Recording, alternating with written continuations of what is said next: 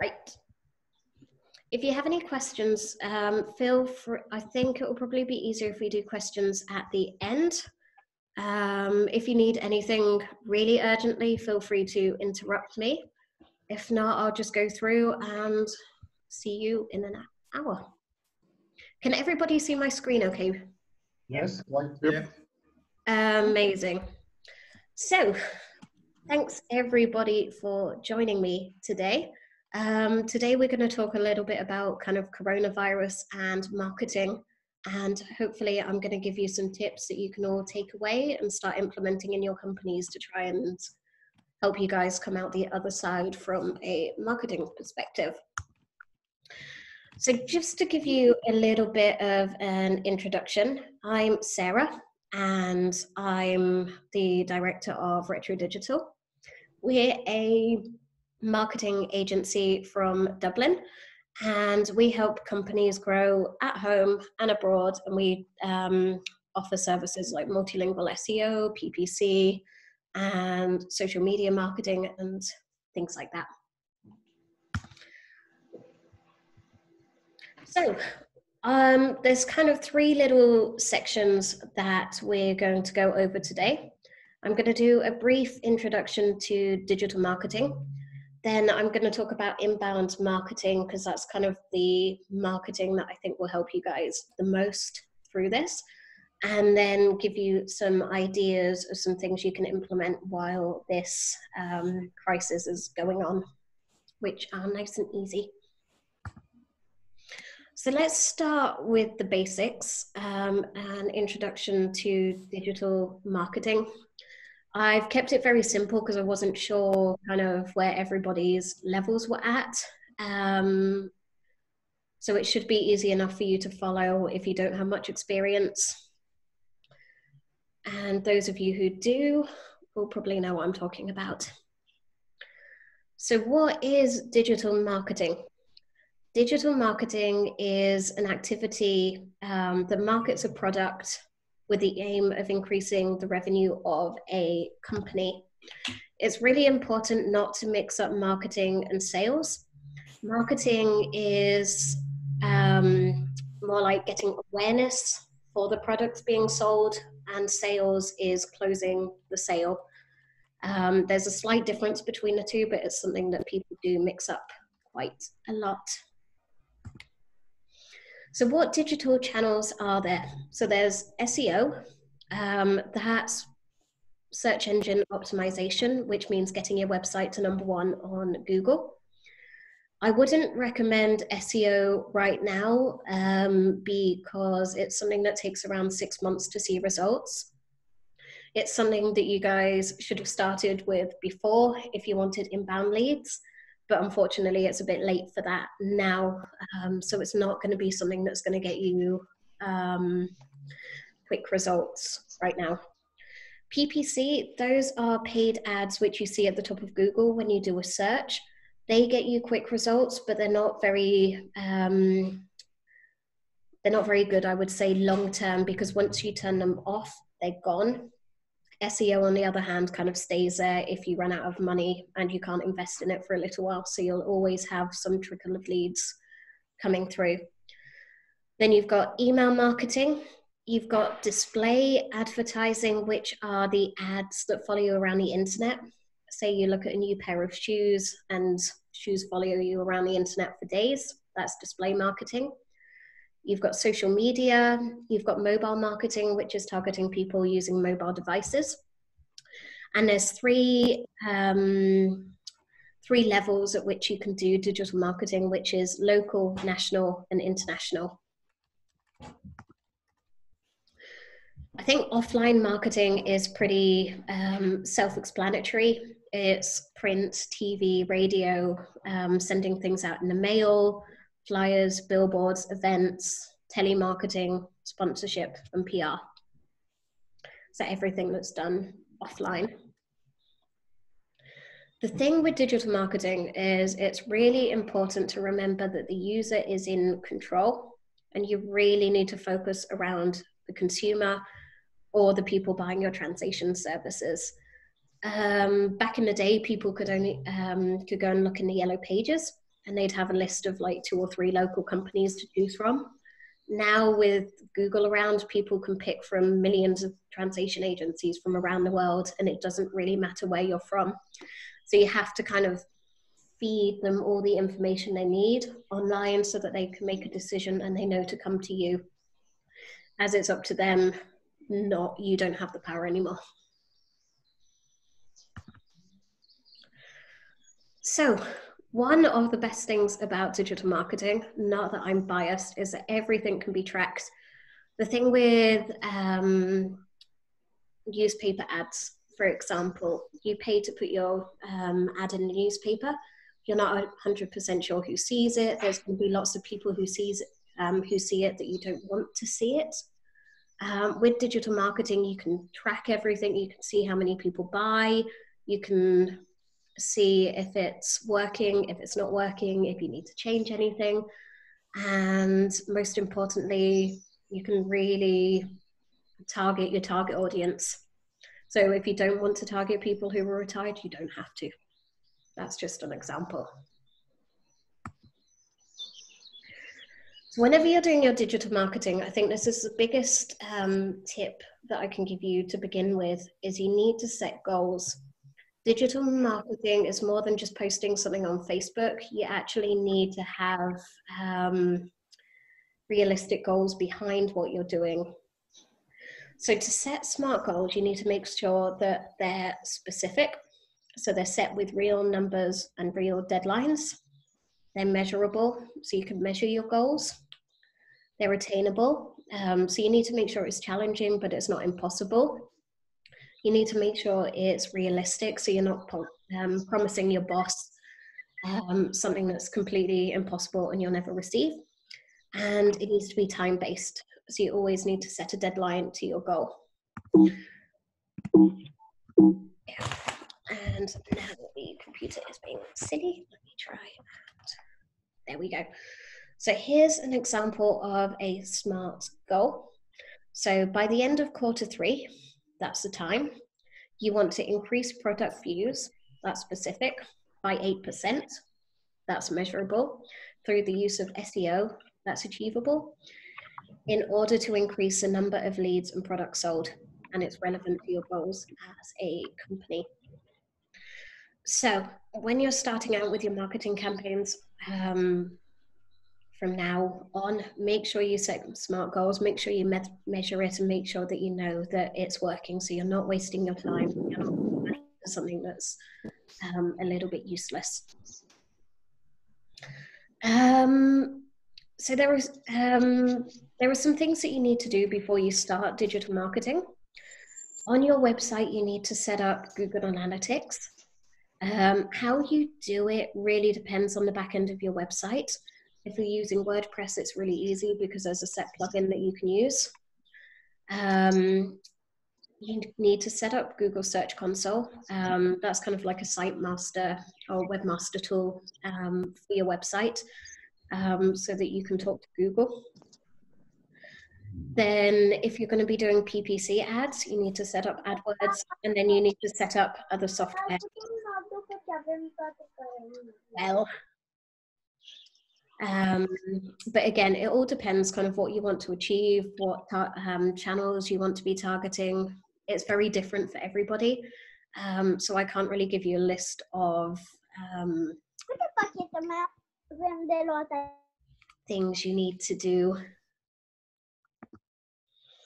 So here's an example of some of the tools that you're going to need. So if you're going to do PPC ads, you'll need Google Ads. Google My Business is really important. It's the map listings, so that people know what your opening times are, where to find you, what your address is, and it's very helpful for your SEO too. So even if you don't want people coming to your office, it's useful having an account on there. You need to set up Google Analytics so that you can track everything that's happening on your website and see how things are improving and see which aren't working, and also set up Search Console as well. There are some other tools which are really useful as well. If you're going to be doing social media, you can have a social media schedule tool. Some examples of these are Social Pilot or Hootsuite. There's loads of them out there, but it just takes the pressure off a little bit, so you can plan all your social media posts a week in advance, so you don't have to do it exactly at 2 o'clock on a Thursday afternoon.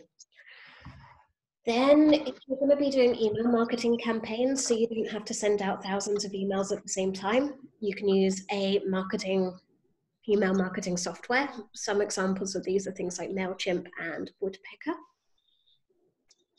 If you're going to be doing SEO, I'm not going to recommend doing your own SEO because it's a little bit more complicated than most people think. But if you're going to have a marketing manager do it for you, it's important that you give them the right software. And some examples of SEO software are Moz, SEMrush, SE Rankings, Ahrefs, and you can use them to do keyword research and track your rankings and everything. And when it comes to digital marketing, it's really important that you have good graphics. I'm not going to force you all to be professional graphic designers, but you can use tools like Canva, which is what we're using, and you can do really nice graphics that look professional and fit with your brand really easily, and it's free too. So now that I've touched really, really quickly on kind of what digital marketing is and what you need to do, I am going to talk about inbound marketing. Right now, with everything that's going on, it's really important that you kind of attract people towards you. It may seem like nobody's buying and nobody's ready to buy, but the truth is they're all listening.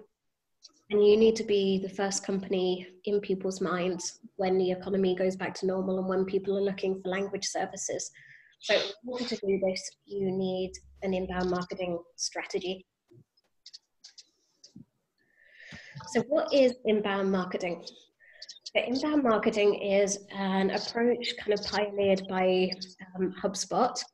And it's all based around attracting people to your brand rather than going after them with hardcore marketing techniques. It has its own kind of special methodology, which is all about adding value. This depends on where people are at the stage they're at. So if people are new to your brand, you add value through very different content to people who are about to buy. But I'll show you a little diagram to kind of show you what I mean.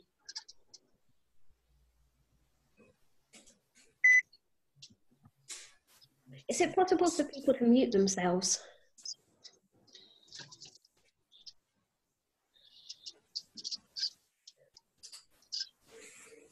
Right.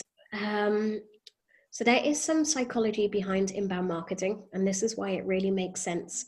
People really don't like being sold to, and they kind of want to be in control of their buyer journey, which adds on to what I was saying earlier about the user being in control.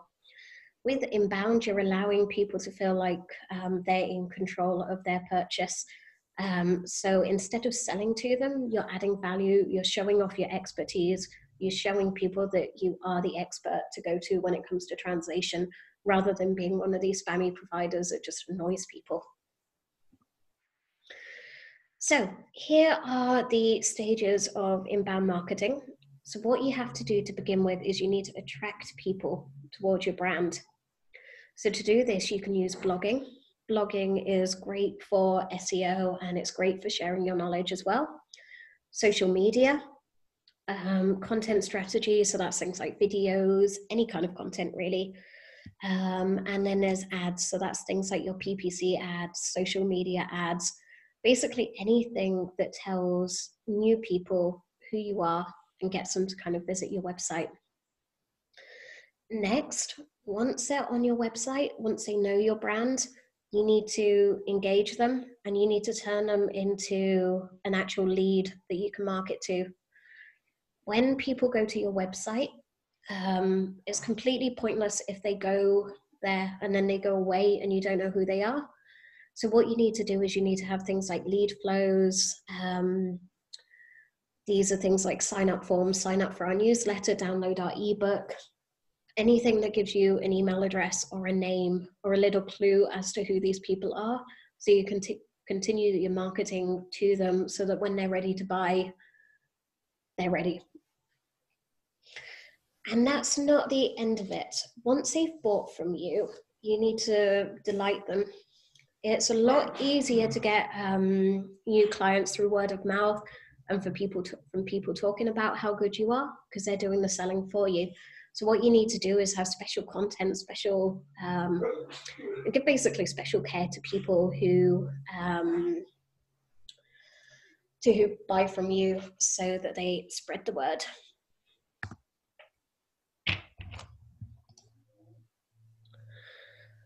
So how do you market to people in the translation industry? You need to basically know about these people, and to do that, you need to create what are called buyer personas. There's a few things that you can ask people, and you need to do your research so that you know actually who they are rather than who you think they are. I put together some questions here for B2B buyer personas, so you can kind of research, find out more about these people, find out more about their challenges, their pain points, what matters to them, so that you can start putting together content that that appeals to them. So these kind of questions are kind of how old are they, what's their job title, but the important ones are things like, how is their job measured, is it revenue, is it productivity, is it saving money, what are their goals, what are their biggest challenges when it comes to buying translation services, is it finding a reliable vendor who does all languages, or is it finding SLVs, what tools, how do they communicate with vendors. That's a really important one, because if you're going to go and try and target these people via Facebook, but they're not on Facebook, you need to know where they are instead. If they communicate via email, you need to be doing email marketing. If they communicate via LinkedIn, you need to be doing LinkedIn marketing. How do they gain job-related info?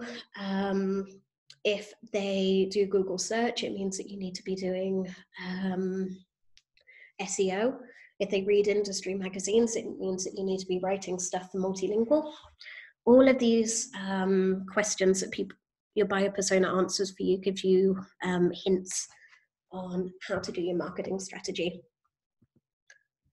I'm not going to go into B2C too much, because I know that you guys kind of prefer doing end clients and other agencies. So let's whiz on quickly to an example of a B2B buyer persona. So this guy is called Eamon. He's a CEO of a financial company. He's an innovator, so he likes innovative solutions. So if you produce translation technology, if you have your own solution, this is the kind of thing that you can sell to him and market to him. He likes to communicate via email or face-to-face, LinkedIn and Twitter. So that's where you need to target him, not on Facebook or anywhere else. He likes reading publications and going to conferences. So you guys need to go to conferences too and write in industry publications. How he finds people. So he's referred. So it means that you need to delight your audience. He goes to the website. So that means you need to be doing SEO and PPC. And he's not too fussed about all the information on the website. So you need to keep it nice and simple so that he doesn't get bored. What he wants to know are his latest products, expertise, testimonials, awards. So this is the kind of thing that you need to be giving him in your marketing. Important for him is expertise and price. And most importantly, here are his pain points. So you need to be addressing his pain points in content that you write and email campaigns that you send out. And you also need to know what he doesn't want as well, because otherwise he won't buy from you. Again, Hubspot has a really great buyer persona tool, which is free. I have no idea why the images aren't working right now, but that's okay. If you just do a quick Google of Hubspot's buyer persona tool, you can go over there, you can find out all the questions, you can add in all the information, and you'll get a nice graphic with your buyer personas in there. So let's talk about some sample inbound marketing techniques. So you can do social media. Try not to sell too much on social media because people don't really like it being preachy. You can do translation tips. You can share your blog posts about translation technology. Write a blog about interesting things that you're about the industry that people want to hear, that people have trouble with. Next, you need to get the lead. So rather than them being anonymous site visitors, you need to get their email address. So give away valuable content. So that's ebooks.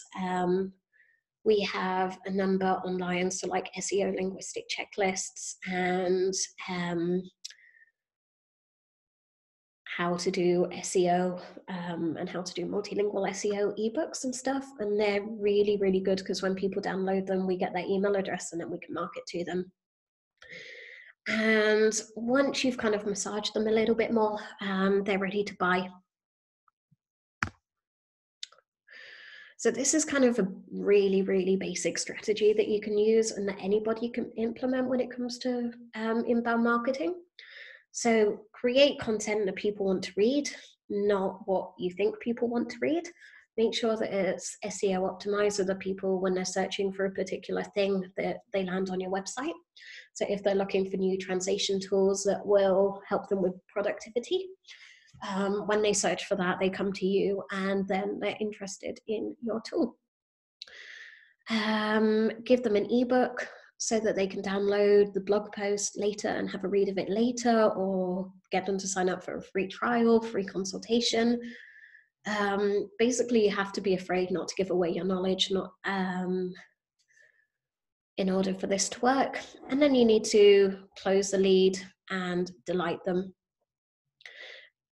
If you are, for example, a translation tool provider and it's quite costly, you need to remember that people take slightly longer to buy when the product is more expensive. So your buyer journey is going to be a lot longer, and it's going to take a little bit longer to persuade people to buy. So you need to create more content and more email marketing campaigns and things, and just not push people. So for the topics that we talked about just now, here are some tools for them. So for social media, choose relevant channels, don't sell, engage, have fun, create a wide range of different content. So that can be videos, infographics, pictures of your team, pictures of team building, those kind of things. And most importantly, be yourself so that you stand out and so that your brand has a personality.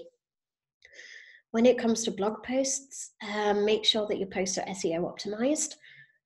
They need to be based around keywords on what people want, not what you think they want. And they need to add value rather than sell. So they can't be all about you. To get the leads, you can do things like white papers, ebooks, downloadables, and these things are all pretty easy to do with a email to download plugin, which your IT guy should be able to help you with. And then converting them. So you need to basically be at the forefront of these people's minds. So you need to do newsletters, email marketing campaigns, social media, brand awareness, have different content for different people. So if you have clients who want interpreting and clients who want translation, you wouldn't target them with the same content. You do interpreting specific content and translation specific content. So here's a sample workflow. So what you need to do is identify your audience by doing your buyer personas using the questions that we gave you. You need to set some goals so that you know what you want to achieve from your marketing. Next, you need to create your offers and landing pages, bits on your website so that you can promote it. Then you need to do your lead nurturing steps. So that's having call to actions, that's having a series of emails. Then you start your campaigns and promote your special offers or promote your services. Write blog posts, add value, be active on social media. Just keep pushing the campaign some more, because it normally takes around 7 times for people to see a marketing message before they actually buy. Track your URL, see what people are doing, and then report on your results. So, and a question that we often get asked is when people hear about inbound marketing, do you need an expensive software? And the answer is no, you don't need HubSpot. You don't need anything expensive. You can do all these steps by yourself. If you have like the flashiest version of HubSpot, it costs a lot of money and you normally need to have a dedicated person to manage it for you, which is quite costly. At these times, like I guess most of you are on a tight budget, and it's hiring a marketing manager or getting the software isn't going to be something that you can do right now because of all the uncertainty. So literally take baby steps, start with your social media, start with blogging, do what you can without any of the software. It's not going to make a big difference. Like every little bit helps. There are a few things I do need to warn you about with inbound marketing, and these are just easy things. Well, these are things that you can keep in mind and they don't cause too many problems, really. So with GDPR, if you're dealing with EU citizens' data, you can't email them without permission. And whenever you're doing like email to download things, you also have to make sure that they opt into marketing communications rather than opting out. I'm sure most of you already have this kind of in place. If you don't, kind of like a really simple golden rule is don't be spammy, be open, and get people's permission to use their email addresses before you do. With social media, there's quite a big problem nowadays with social disengagement, that people are getting bored easily and people don't trust social media anymore because of things like Cambridge Analytica. With that, just make sure that you vary your content a lot. You're not spammy and you show interesting things that people want, and people will be fine. You need to be relevant. There's quite a lot of companies in the industry who kind of share pictures of cute cats all the time and don't share things that are relevant to their business. Social media is more than just posting on social media. You need to actually have a content strategy there in place that adds value to people. And sounding dodgy. You don't want to sound like a dodgy salesperson being like, oh, come buy my translations. You don't want to send out the spammy email saying that you're top quality, you do all languages, you use all cat tools. Everybody says that. You really need to find your own special USP that sets you apart from the crowd. Here's a quick example of some inbound marketing softwares that you can use, like HubSpot, Marketo, Salesforce, Pardot, but you don't need to use them. As I said, keep things simple, do baby steps, do things that you can do easily to get through this time. And remember, add value. Don't be afraid to give away your knowledge. It doesn't matter. Don't spam and don't hard sell people. So now that we've kind of covered a bit more about inbound marketing, I just wanted to go over some quick ideas that you can implement during this crisis that are nice and easy. So what you should be doing right now, don't panic. Everybody's in exactly the same situation.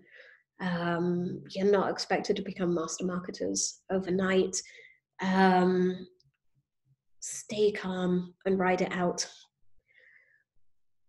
Second point is don't take advantage of the situation. There's a couple of LSPs who have now taken to selling face masks instead of translation services at really high prices. And I've seen lots of people post about that on LinkedIn. Don't be that company and don't take advantage of the situation. Otherwise, you'll get all the bad reasons. Keep connected, stay in touch with other people, stay in touch with your clients, let them know what's going on. Sending them one email just to say we're working from home isn't really enough. You have to find out if they're doing okay, if you can help them with stuff, make them feel special and like you care during this time. With marketing, you should also be showing that you're helping others. So if you're doing anything to help the local community, share it. If you're volunteering translations for COVID-19, share that. People want to see that you're trying to make a difference, because lots of people are doing that, and it shows your company in a really positive light. If you're not having much luck with in-person interpreting, for example, you need to adapt your offers. So instead of doing standard simultaneous interpreting in booths, try and do your best to switch to remote interpreting, for example. It's solutions like that that clients are going to want. And I know it's hard work. I know it kind of throws everything out, but it makes all the difference. Don't give up on your marketing. Now's the time you need it, because people are listening. As I already said, they're not ready to buy now, but they will be ready to buy when everything goes back to normal. So you need to be number one on their list when things do go back to normal. Keep connected and know your customers and give them content that addresses their pain points. A good example of that could be how to keep your translation budget low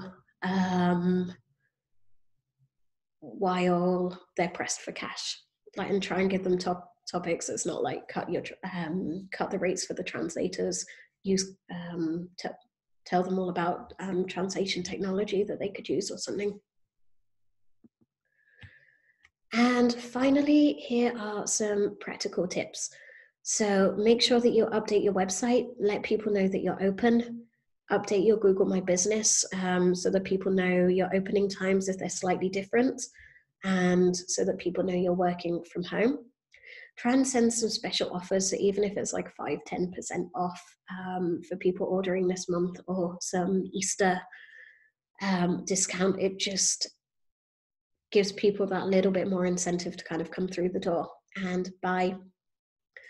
You can hold special events for clients, like webinars. You can hold webinars like this for potential clients, so that you can kind of showcase what you know about translation. Share as many helpful tips as possible. You can try using video, you can do email campaigns, you can share things on social media, but there's plenty of things to do with translation and the language barrier that are really useful right now that people could do with.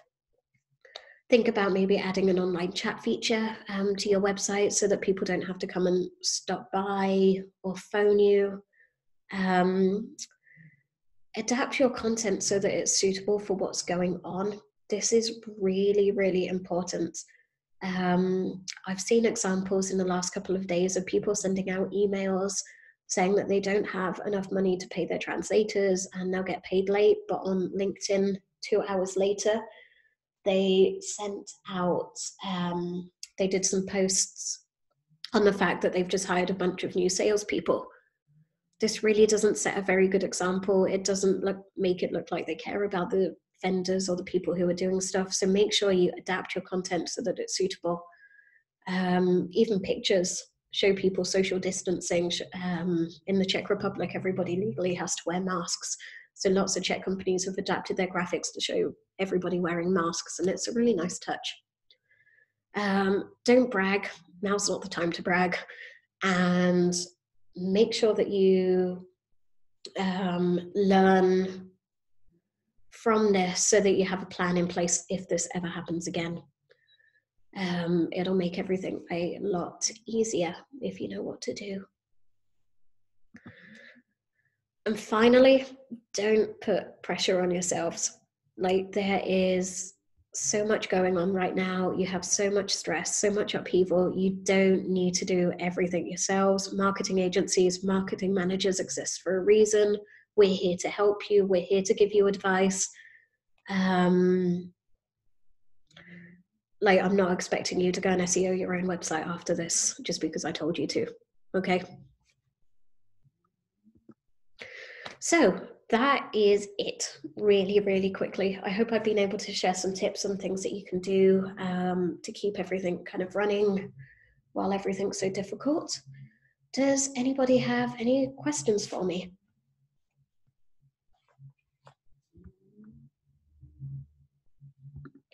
can we ask questions right here, or we have to type it? Why don't we talk? It would be nice to have some more human contact. Okay, I have a question. I think at least one participant who is eager will agree with me, because we are in the same zone. We are very alike. The question is, what out of all this you've mentioned is working for MLV clients? If our target clients are MLVs, what out of this? Since actually not everything is working. For example, if it's just a manager of a big company who used to choose between me or another company, he's not reading blogs, or she, and he's not doing something that a final client is doing. Thank you. Are you talking about targeting end clients or targeting translation agencies? The second variant, translation agencies. Right. Okay. So with translation agencies, you need to be out there. You need to be in these groups. You need to be letting people that you're here for them, that they can rely on you, that you're open. As I said, now's not the time to really sell very quickly. You just need to be on the forefront of everyone's mind. What do you specialize in? Well, in many things, actually. IT, automotive, medicine, law, international law, and so on and so forth. Okay, and do you specialize in a language combination? From most European into Russian and Ukrainian. Okay, that's good, because like when it comes to marketing and when it comes to sales, you shouldn't really say that you specialize in everything, because that's not really true. When it comes to Russian and Ukrainian, make sure that all your content is geared around into Russian, into Ukrainian, and give LSPs tips that they find useful. Because like people in the UK, people in Ireland, for example, they have no idea about the differences between Russian and Ukrainian and how to handle these languages. So the more useful tips you can give to them, to their project managers and stuff about how to do these properly, the better. As I said, it may not work straight away, but you'll be first on the list when things kind of improve. Does that help? Yes, thank you. Thank you. Right. Any other questions? Yeah. Hi. Sorry. Okay. Okay. Who's going on with the question now? Ladies first. For some reason. Okay.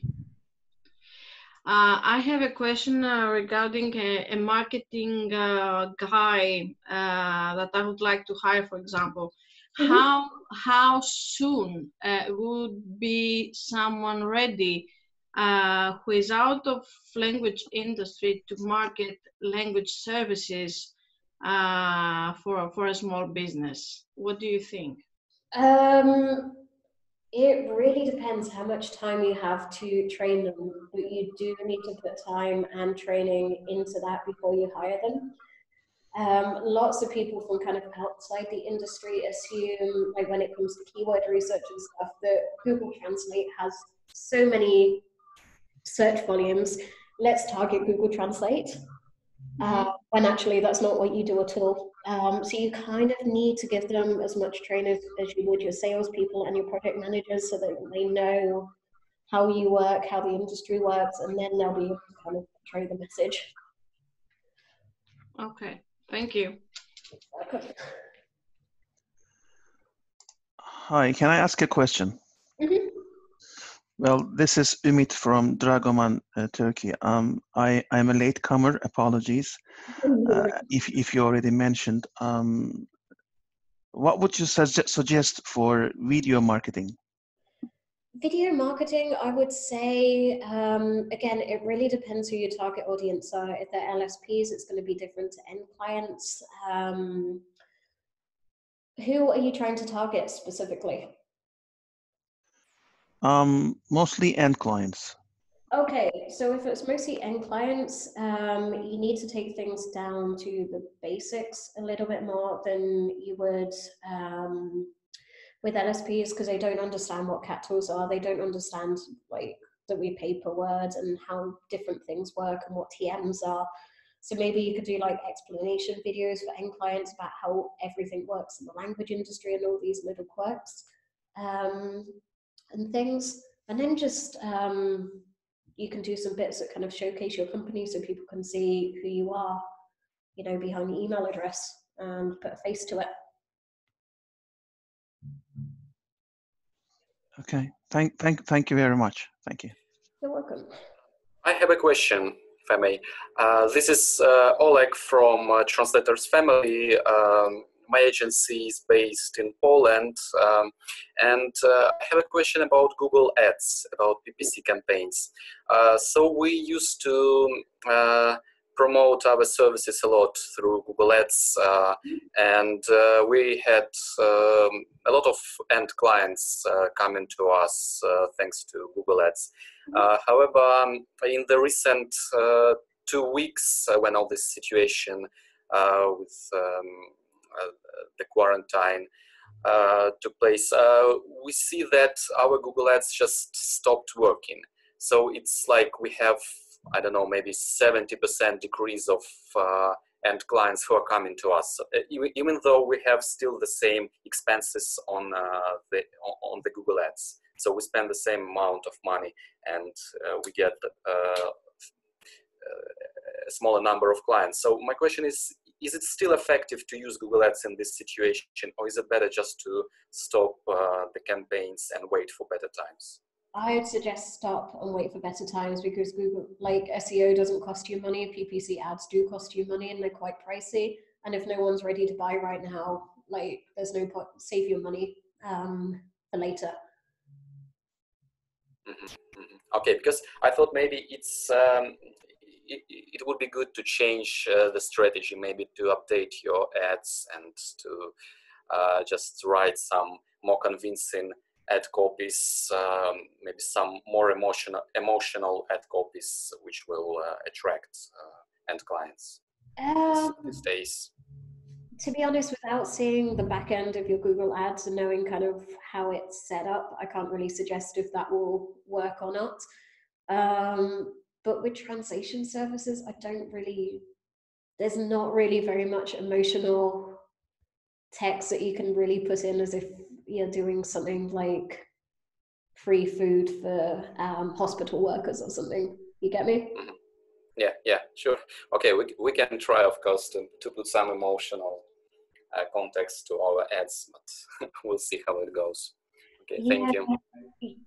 Just be careful with that because you don't want to make it look like you're desperate or playing on emotions. Yeah, sure.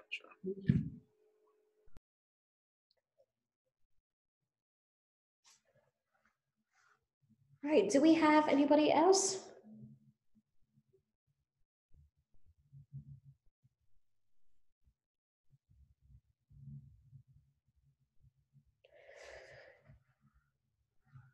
Right, if we don't have any more questions and if we've finished, you can see my email address down here. It's sarah@retro-digital.com. If you have any questions or need any advice, or if something pops up later that you wanted to ask or something, just shoot me over an email. I'll be happy to help. If you have any issues or you're not sure what to do with your marketing, again, I can give you some tips. I don't mind doing that. So yeah, thank you so much for your time, everybody, and hope you all stay safe and hope we all get to meet each other soon when conferences start up. Thank you. Bye-bye. Thank you very much. Thank you. Thank you. Thank you, Sarah. Bye. Thank you, Sarah. Bye, everyone. Bye. Yes, thanks very much.